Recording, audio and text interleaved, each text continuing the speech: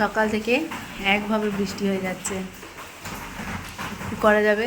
Current of হয়ে গেলে আমি এখানে কিছু দেখতে পাই না, একদম অন্ধকার। কিছু মানে কোনো রকমে করছি, ওই জন্য অনেক দেরি হচ্ছে আর কি। তো অনেক কাজ পড়ে আছে আজকে, যেহেতু সোমবার দিন আমাদের রান্না, অনেক কাজ পড়ে আছে। তো দেখো কীভাবে বৃষ্টি হচ্ছে, আর উঠোনে আমার কত জিনিস পড়ে আছে দেখবে, তারা তোমাদেরকে দেখাচ্ছি। এই দেখো, যেগুলো ছোটোখাটো সেগুলো রান্নাঘরে পরিষ্কার করে নেওয়ার চেষ্টা করেছি, কিন্তু এগুলো তো বড় বড়, এগুলো রান্নাঘরে বেসিনে হয় না। তো দেখো বাইরে একভাবে বৃষ্টি পড়ে যাচ্ছে, তো এইগুলো এখন গিয়ে পরিষ্কার করব। বড় বড় জিনিসগুলো ওখানেই আছে।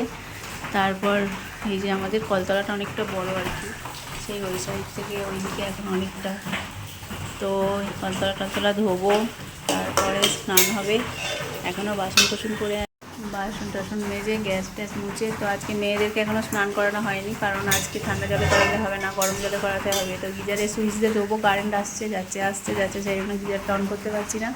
তো ওদেরকে বললাম একটু পরে স্নান করাবো। দেখো 12টা বেজে গেল, এখনও কিচ্ছু হয়নি। এরকম ওয়েদারগুলোতে একটু কাজে দেরি হয় আর কি। তো চলো আবার পরে আসছি, পরে কথা হবে। টাটা, সবাই ভালো থেকো।